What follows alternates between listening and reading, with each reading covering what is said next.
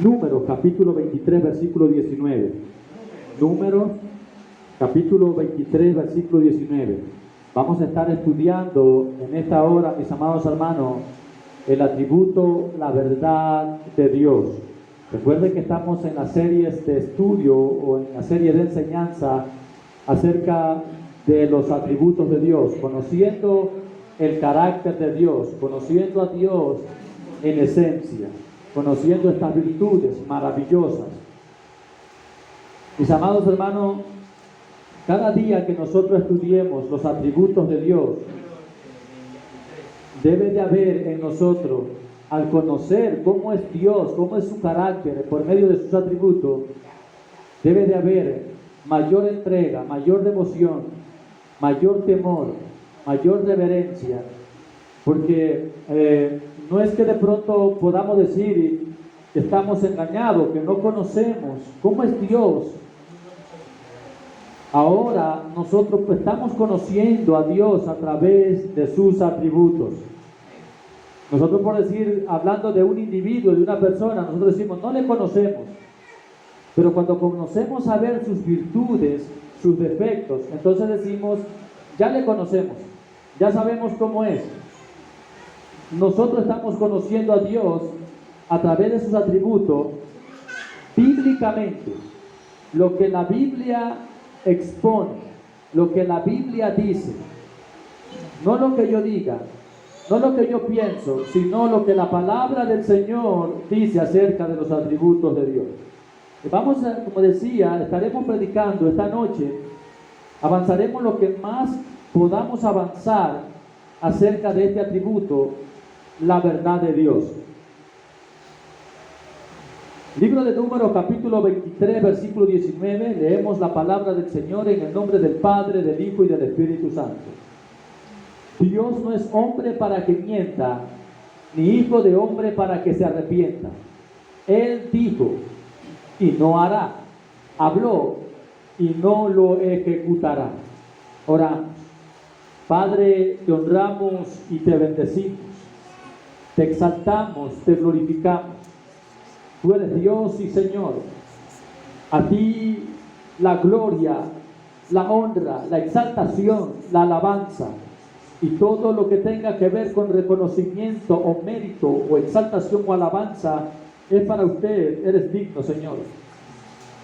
En esta noche, Padre amado, una vez más nos reunimos para poder recibir de ti el consejo, la dirección, la guía. Padre amado, que sea a través de tu palabra encaminada a nuestras vidas y que sea precisamente a través de la verdad que podamos ser alumbrados. Gracias te damos, Señor, en el nombre de nuestro Señor Jesucristo. Amén y amén. Gloria a Dios. Para conocer estos atributos, mis amados hermanos, o este atributo, tenemos que someternos a algunos elementos con los cuales está relacionada la verdad de Dios, ya que solo relacionándonos tendremos acceso a estos maravillosos atributos. Entonces vamos a relacionar este atributo con algunos elementos, o se podría decir con lo que la Biblia dice en qué se relaciona el atributo de la verdad de Dios, para poder recibir esta bendición escritural. Ahora, hemos tomado este pasaje del libro del Números, no porque quiero hacer un énfasis en esto, no es que voy a predicar del libro de Números, simplemente tomé este pasaje. Incluso no menciona, en Reina Valera, no menciona la palabra verdad en este pasaje. Pero quiero hacer un énfasis aquí, es para dejar claro que lo contrario de la verdad es la mentira. Entonces Dios defiende esta postura y a través de esta escritura dice, Dios no es hombre para que mienta. Entonces lo que quiere decir es que Dios siempre hablará la verdad. Y cuando dice, ni hijo de hombre para que se arrepienta, es decir, que Dios nunca desiste de lo que ya ha dicho. Dios nunca desiste de lo que ha establecido. Lo que Él ha dicho es la pura verdad. Y Dios no se retracta porque Él no tiene por qué retractarse. Dice, así como los hombres, dice mi hijo de hombre para que se arrepienta. Y este tipo de frase de arrepienta es para decir que los hombres cuando decimos algo y luego eso no es verdad, o eso conlleva a algunos esfuerzos o sacrificios, nosotros desistimos. Dios no es así. Él dijo, y a manera de pregunta dice, y no hará.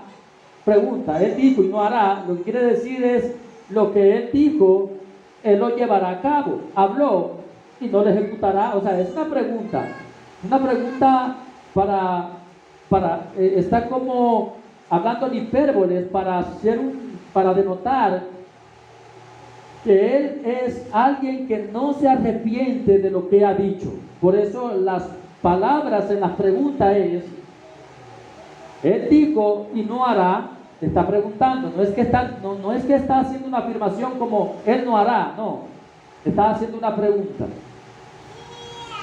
Y luego dice, habló y no lo ejecutará. Entonces, ciertamente, aquí lo que este verso está dejando claro es que Dios es verdadero en sí, Él es verdadero en sí, y Él siempre habla verdad, no como nosotros los hombres que no hablamos verdad. Ahora, mis amados hermanos, voy a mencionar algunos medios por los cuales Dios siempre habla acerca de su atributo de la verdad. Voy a mencionar algunos medios. En primer lugar, número 1, por medio de su palabra. Acá ya siento, mis amados hermanos. Mire, por medio de su palabra, el Señor habla verdad. ¿Quién lo cree así? Por medio de su palabra, Él habla verdad. Número 2, por medio del Hijo. ¿Quién cree que Dios habla verdad por medio del Hijo? O el Señor transmite verdad por medio del Hijo. Y en tercer lugar, por medio del Espíritu Santo. Nosotros basaremos nuestro estudio en estos tres encabezados. En estos tres encabezados basaremos nuestro estudio de la verdad de Dios. Número 1, que Dios siempre da a notar su verdad o el atributo de la verdad por medio de su palabra. Y Dios siempre dará a conocer la verdad por medio del Hijo. Y el Señor siempre dejará al descubierto el atributo de la verdad por medio del Espíritu Santo. Ahora, vamos a ver el primer encabezado. La verdad por medio de su palabra. Esta fue y es y será la garantía existencial más convincente que tiene la verdad de Dios. Su palabra. Este elemento ha sido un sello desde antes de la creación. Mis amados hermanos, vaya al libro de Juan, capítulo 1, versículo 1 al 3. Juan, capítulo 1, versículo 1 al 3.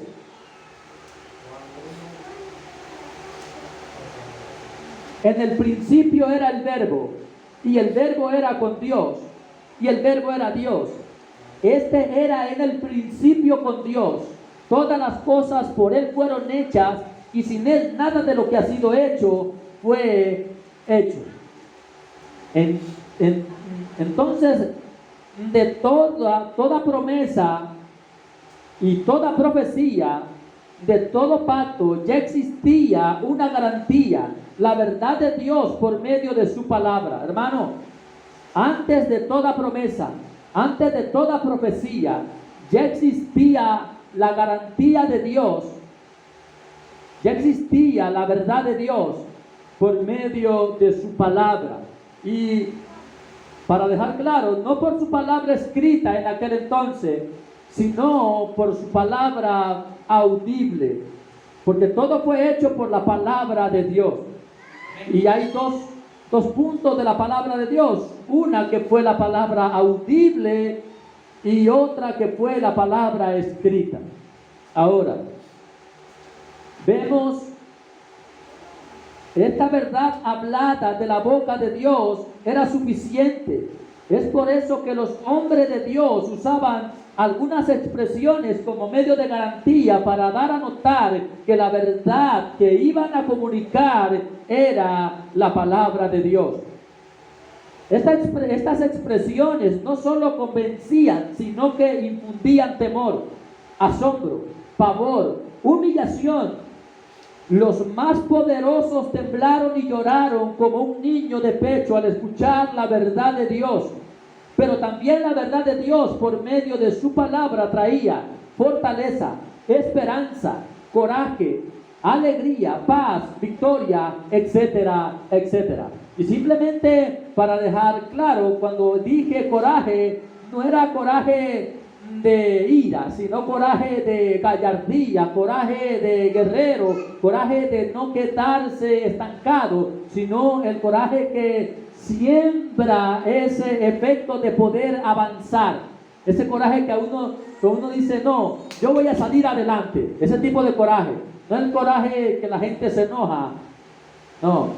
Entonces, a continuación, algunas expresiones que usaban los hombres de Dios para revelar este atributo de Dios, para revelar la verdad de Dios. Vaya a Primera de Reyes, capítulo 17, versículo 1. Primera de Reyes, capítulo 17, versículo 1. Ahí vamos a ver una de las palabras que los hombres usaron para dar por sentado este atributo. Entonces Elías Tisbita, que era de los moradores de Galaad, dijo a Acab: vive Jehová Dios de Israel, en cuya presencia estoy, que no habrá lluvia ni rocío en estos años, sino por mi palabra. Esa expresión, vive Jehová en cuya presencia estoy, fue muy usada por el profeta Elías. Pero hay que entender algo, que Elías no era que se inventaba o se imaginaba, no es así, sino que en verdad él estaba en medio de la presencia de Dios. Él no decía esto porque era un hombre poderoso o se creía un superhéroe de la época. Este hombre llamado Elías no decía, vive Jehová en cuya presencia estoy, como un asunto emocional o como un asunto para dar a entender que él era un hombre hiperpoderoso. No, es más, este profeta sufría de terror, de temores. Él pedía muchas veces a Dios la muerte porque no podía soportar las aflicciones de la vida que le costó pasar a él.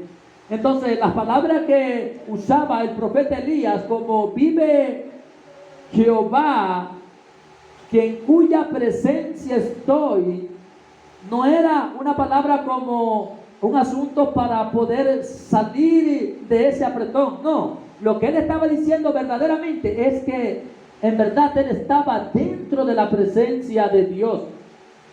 O sea, ese es el asunto. No es que él se inventaba o se imaginaba este uso de palabra para poder sorprender a la gente. Dice, ahorita los voy a sorprender, ahorita los hago asustar, ahorita van a creer en Dios. No, él decía esto porque en verdad mientras él estaba hablando, él estaba rodeado de la misma presencia de Dios.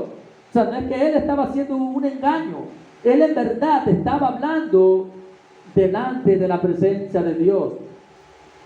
Ahora, mis amados hermanos, Primera de Reyes, capítulo 19, versículo 1 al 4. Acab vio a Jezabel la nueva de todo lo que Elías había hecho y de cómo había matado a espada a todos los profetas. Entonces envió Jezabel a Elías un mensajero diciendo: así me hagan los dioses y aún me añadan, si mañana a esta a estas horas yo no he puesto tu persona como la de uno de ellos, refiriéndose a los 850 hombres que dio muerte Elías, ya lo veremos en su momento, después de un momento. Entonces, viendo pues el peligro, se levantó y se fue para salvar su vida, y vino a Berseba, que está en Judá, y dejó allí a su criado. Escucha el verso número 4. Y él se fue por el desierto un día de camino, y vino y se sentó debajo de un enebro, y deseando morirse dijo: basta ya, oh Jehová, quítame la vida, porque no soy yo mejor que mis padres. Recuerde que este hombre usado por Dios, y el cual decía: vive Jehová en cuya presencia estoy, y que mataba a los hombres falsos, no es que era un hombre poderosísimo. Elías no era un hombre poderosísimo. Elías era un hombre rodeado de temores y de miedo, sino que cuando él hablaba, en verdad él estaba seguro que él estaba dentro de la presencia de Dios hablando, para dejar claro ese asunto. Ahora, pero antes de que este hombre quisiera morir, tuvo una gran victoria, estando convencido que estaba en la presencia de Dios. Retrocedemos un poco. Primera de Reyes, capítulo 18. Primera de Reyes, capítulo 18, versículo 15 al 40. Primera de Reyes, capítulo 18, versículo 15 al 40. Y usted dirá: hermano, ¿por qué tantos versos vamos a leer? Bueno, estamos estudiando precisamente la palabra del Señor. El verso 15 en adelante. Y le dijo Elías: vive Jehová de los ejércitos, en cuya presencia estoy, que hoy demostraré a él. Mire, sigue usando la misma palabra. Y dice: vive Jehová de los ejércitos, en cuya presencia estoy. Ahora, el verso 16. Entonces Abdías, era con el quien estaba hablando este hombre llamado Elías, fue a encontrarse con Acab y le dio el aviso, y Acab vino a encontrarse con Elías. Cuando Acab vio a Elías, le dijo: ¿eres tú el que turbas a Israel? Hace una pregunta a Acab. Entonces, el 18, y él respondió: yo no he turbado a Israel, sino tú y la casa de tu padre, dejando los mandamientos de Jehová y siguiendo a los Baales. Entonces, vamos a dejar algo claro, y para que usted siempre no pierda la línea de lo que estamos estudiando, que era lo que el pueblo había dejado: los mandamientos. ¿Y qué eran los mandamientos? La palabra escrita por Dios. Era lo que el pueblo había dejado. Estamos recién tomándole sentido al mensaje, estamos asentando base para poder realizar una buena entrega. Luego dice el verso 19: envía pues ahora y congrégame a todo Israel en el monte Carmelo, y los 450 profetas de Baal y los 400 profetas de Acera, que comen de la mesa de Jezabel. Entonces, el verso 20, entonces Acab convocó a todos los hijos de Israel y reunió los profetas en el monte Carmelo. Y acercándose Elías a todo el pueblo, dijo, a manera de pregunta: ¿hasta cuándo claudicaréis vosotros entre dos pensamientos? Pregunta Elías al pueblo. Si Jehová es Dios, seguidle. Y si Baal, id en pos de él. Y el pueblo no respondió palabra. Entonces mire lo que Elías va a decir, el verso 22. Y Elías volvió a decir al pueblo: solo yo he quedado profeta de Jehová, mas de los profetas de Baal hay 450 hombres. El verso 23. Désenos pues 2 bueyes, y escojan ellos uno, y córtelo en pedazos, y póngalo sobre leña, pero no pongan fuego debajo, y yo prepararé el otro buey y lo pondré sobre leña, y ningún fuego pondré debajo.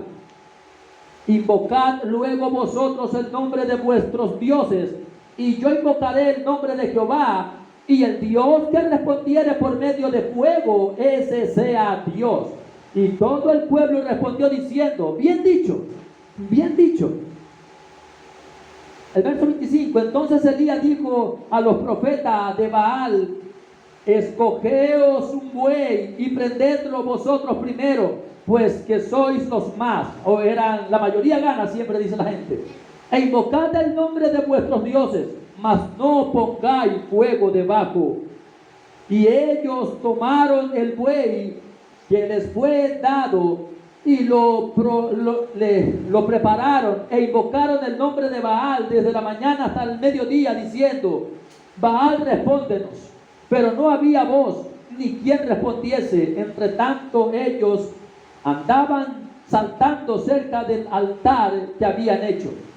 Y aconteció al mediodía que Elías se burlaba de ellos, diciendo: gritad en alta voz, porque Dios es. Quizás está meditando, o tiene algún trabajo, o de camino, tal vez duerme, y hay que despertarle. Y ellos clamaban a grandes voces y se sacaban con cuchillos y con lancetas conforme a su costumbre, hasta chorrear la sangre sobre ellos. Verso 29. Pasó el mediodía y ellos siguieron gritando frenéticamente hasta la hora de ofrecer el sacrificio, pero no hubo ninguna voz, ni quien respondiese ni escuchase. Entonces dijo Elías a todo el pueblo: acercaos a mí. Y todo el pueblo se acercó, y él arregló el altar de Jehová, que estaba arruinado, obviamente por las danzas que habían tenido. Estos hombres habían arruinado el espacio que le tocaba a Elías. Ahora dice: y tomando Elías 12 piedras conforme al número de las tribus de los hijos de Jacob, el cual había sido dado palabra de Jehová, diciendo: Israel será tu nombre. El 32, edificó con las piedras un altar en el nombre de Jehová. Después hizo una zanja alrededor del altar en que hubieran 2 piedras de grano. Preparó luego la leña y cortó el buey en pedazos y puso sobre la leña, y lo puso sobre la leña. El verso 34, y dijo: llenad 4 cántaros de agua y derramadla sobre el holocausto y sobre la leña. Y dijo: hacedlo otra vez, y otra vez lo hizo. Dijo aún: hacerlo otra tercera vez, y lo hicieron la tercera vez. De manera que el agua corría alrededor del altar, y también se había llenado de agua la zanja. Cuando llegó la hora de ofrecerse el holocausto, se acercó el profeta Elías y dijo: Jehová, Dios de Abraham, de Isaac y de Israel, sea hoy manifiesto que tú eres Dios en Israel, que yo soy tu siervo y que por mandato tuyo he hecho todas estas cosas. Miren lo que está diciendo este hombre, que todo este evento había, no es que Elías inventó, no es que Elías inventó una película y dijo: ahorita, como yo tengo mucha fe, Dios me va a obedecer a mí. Escúchenme, Elías no hizo esto.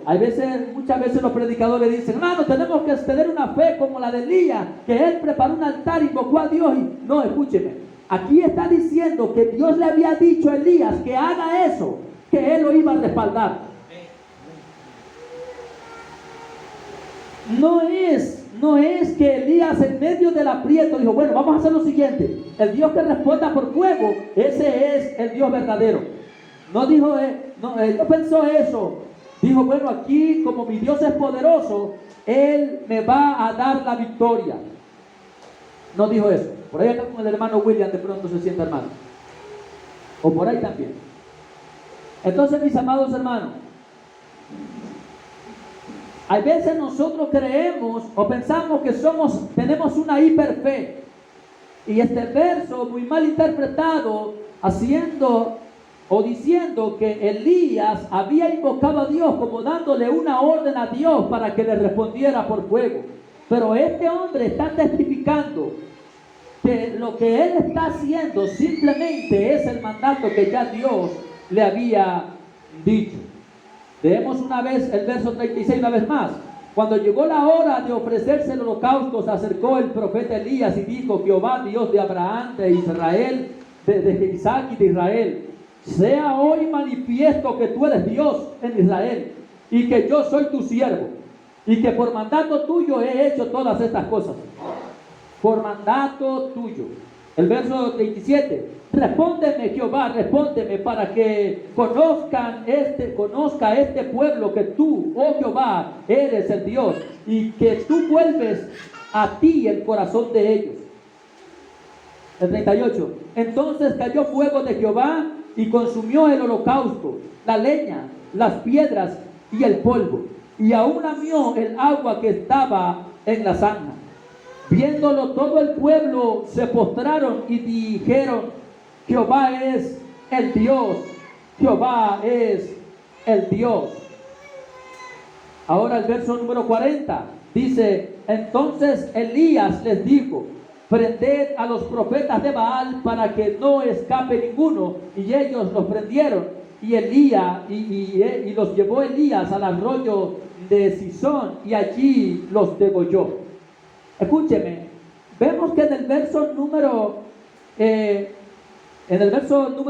19, que nosotros, en el capítulo número 19, vemos que Elías, él quiere morirse. Elías le dice en el capítulo número 19, Primera de Reyes, capítulo 19, versículo número 4, Elías le dice a Dios que le dé la muerte porque él no es mejor que sus padres. Que él quería morirse. ¿Por qué se quería morir? Porque lo estaba persiguiendo, ¿quién? Jezabel. Pero un versículo atrás, un capítulo atrás, era el gran guerrero que había matado a los profetas falsos. Entonces, mi amado hermano, no es que Elías era un súper poderoso o hombre gigante en poder, no. Elías, como él dice, mis amados hermanos, que él era el siervo de Dios, nada más. En el verso 36 del capítulo número 18 de Primera de Reyes, él dice: Jehová, yo soy tu siervo. Él dice: muéstrale a este pueblo que tú eres Dios y que yo soy tu siervo, que yo soy tu servidor. Y en ese mismo verso está diciendo el profeta Elías que todo lo que hacía había sido por mandato de Dios, no porque él se había inventado una película estratégica. Elías era un profeta que se limitaba solo a comunicar la verdad de Dios. El profeta Isaías usó una expresión diferente para comunicar la verdad de Dios. Vaya a Isaías capítulo 43, versículo 1 al 5. La palabra que usaba Elías es: vive Jehová en cuya presencia estoy. Miren la palabra que usa Isaías. En Isaías capítulo 43, versículo 1 al 5. Ahora sí dice Jehová, creador tuyo, oh Jacob, y formador tuyo, oh Israel: no temas, porque yo te redimí, te puse nombre mío eres tú. Cuando pases por las aguas, yo estaré contigo, y si por los ríos, no te anegarán. Cuando pases por el fuego, no te quemarás, ni la llama arderá en ti. Porque yo, Jehová, Dios tuyo, el Santo de Israel, soy tu Salvador. A Egipto he dado por rescate, y a Etiopía y a Seba por ti. El verso 4. Porque a mis ojos fuiste de gran estima, fuiste honorable, y yo te amé. Daré pues hombres por ti y naciones por tu vida. El verso 5. No temas, porque yo estoy contigo. Del oriente traeré tu generación, y del occidente te rescataré. En esta ocasión el profeta es la expresión del profeta.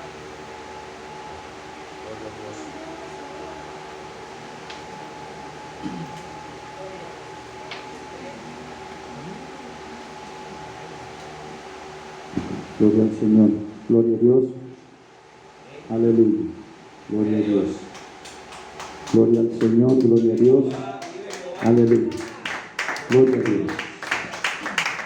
Bien, en esta ocasión, mis amados hermanos, vemos la expresión del profeta Elías, que es distinta a la expresión, la de Isaías es diferente a la de Elías. Y él dice: así dice Jehová. Mientras que Elías decía: vive Jehová en cuya presencia estoy, él dice: así dice Jehová.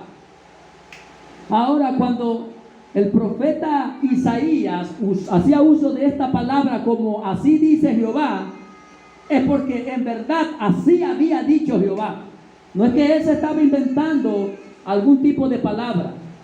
En verdad así había dicho Dios acerca de aquello que él estaba mencionando.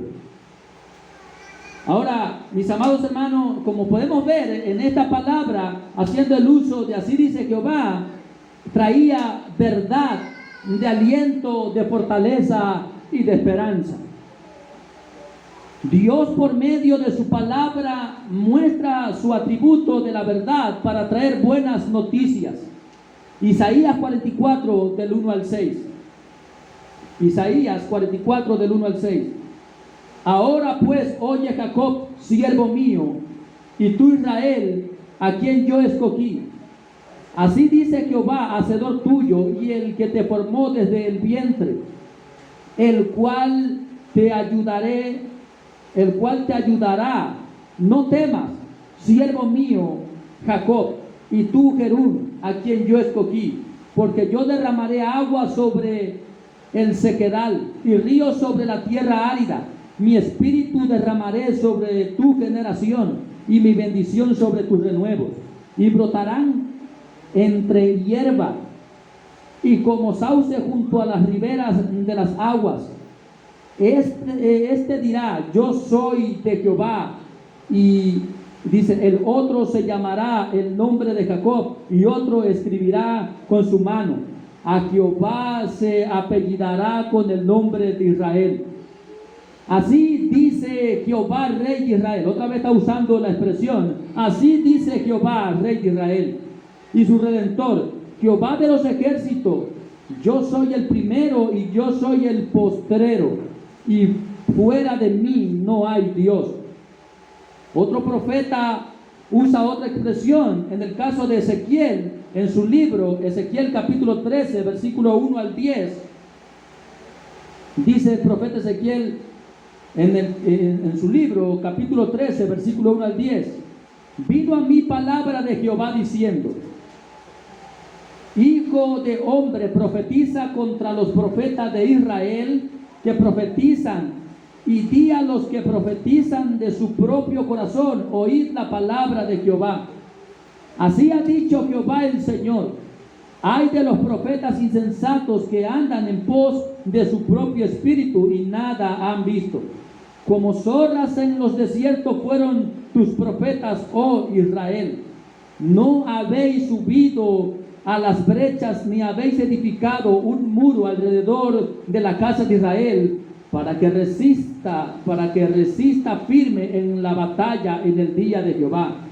Vieron vanidad y adivinación mentirosa. Dicen, ha dicho Jehová, Jehová no los envió. Con todo esperan que Él confirme la palabra de ellos. Verso 7. ¿No habéis visto visión vana? Es una pregunta que formula. ¿Y no habéis dicho adivinación mentirosa? Pues que decís, dijo Jehová, no habiendo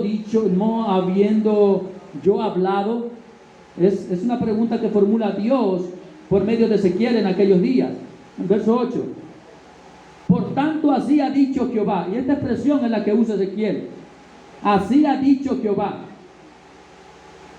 Señor, Jehová el Señor, por cuanto vosotros habéis hablado vanidad y habéis visto mentira, por tanto he aquí, yo estoy contra vosotros, dice Jehová el Señor. Estará mi mano contra los profetas que ven vanidad y adivinan mentira. No estarán en la congregación de mi pueblo, ni serán inscritos en el libro de la casa de Israel, ni a la tierra de Israel volverán, y sabréis que yo soy Jehová el Señor. Si por cuanto engañaron a mi pueblo, diciendo paz, no habiendo paz, y uno edificaba la pared, y he aquí que los otros la recubrían con lodo suelto. Ahora nosotros vemos, esta es la verdad que Dios por medio de su palabra revela a Ezequiel, y este hombre usa el término así ha dicho Jehová el Señor. Así ha dicho Jehová el Señor. Y nosotros al escuchar esta expresión suena como en tiempo pasado, así ha dicho. Suena como en tiempo pasado para exhortar en el presente a los falsos profetas. El Señor estaba muy molesto en aquellos días con aquellos falsos hombres que hablaban desde su propio yo. Parece que en la generación de Ezequiel le pasó como en nuestra generación, donde se han levantado falsos profetas. Parece que en los días o en la generación de Ezequiel también se habían levantado falsos profetas como en nuestra generación. Y decían, Dios me ha dicho, Dios me ha hablado, Dios me ha mostrado, pero dice que Dios no les había dicho nada. Entonces la expresión que usa el profeta Ezequiel para hablar una verdad es, así ha dicho. El profeta Isaías decía, así dice. El profeta Elías decía, vive Jehová en cuya presencia estoy. Tenían unas expresiones diferentes para dar a notar la verdad que iban a decir. Ellos iban a decir una verdad.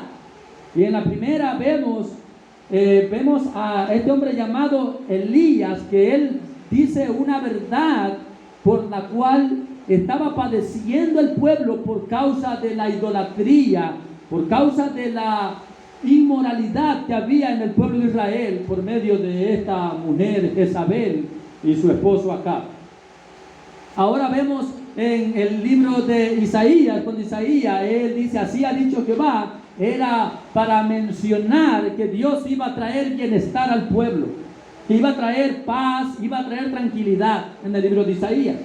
Pero en el libro de Ezequiel, este hombre usa esta palabra, así ha dicho Jehová, para amonestar a los falsos profetas que se habían levantado en aquellos días. Entonces, mi amado hermano, este atributo de la verdad de Dios, en cualquier tiempo, Dios se va a comunicar de un lenguaje diferente, de un lenguaje distinto. Entonces, vaya a segunda de Timoteo, capítulo 2, versículo 14 en adelante. Segunda de Timoteo, capítulo 2, versículo 14 en adelante. Mire lo que dice este hombre. Recuérdales esto y exhórtales delante del Señor a que no contiendan sobre palabras, lo cual para nada aprovecha, sino que es para perdición de los oyentes. El 15, procura con diligencia presentarte a Dios aprobado como obrero que no tiene de qué avergonzarse, que usa bien la palabra de verdad. Hermano, el consejo de Pablo a Timoteo es que use bien la palabra de verdad, porque también la palabra, si está preocupado Pablo en decirle a Timoteo que use bien la palabra de verdad, también, mis amados hermanos, estamos tentados a hablar mal con la palabra de verdad, a usar mal. Estamos tentados a usar mal, inclusive la palabra de verdad. Es por eso que Pablo está preocupado, diciendo a Timoteo, usa bien la palabra de verdad. Y él dice que se conduzca en una manera correcta. Dice el verso 16, mas evita profanas y vanas palabrerías, porque conducirán más y más a la impiedad. Hermano, ¿de qué me sirve a mí en esta congregación hablar lo que yo pienso, lo que yo creo? Es por eso, mi amado hermano, que de pronto usted dirá, hermano, ¿por qué los cultos se hacen tan aburridos? Usted solamente hablando versículos y versículos. Porque, mi amado hermano, no vale de nada hablarte lo que yo creo o lo que yo pienso. No sirve de nada. Hablar vanas palabrerías mías. Es por eso que simplemente me limito a hablar la Biblia, a hablar la palabra de Dios. Entonces, más evita profanas y vanas palabrerías, porque conducirán más y más a la impiedad.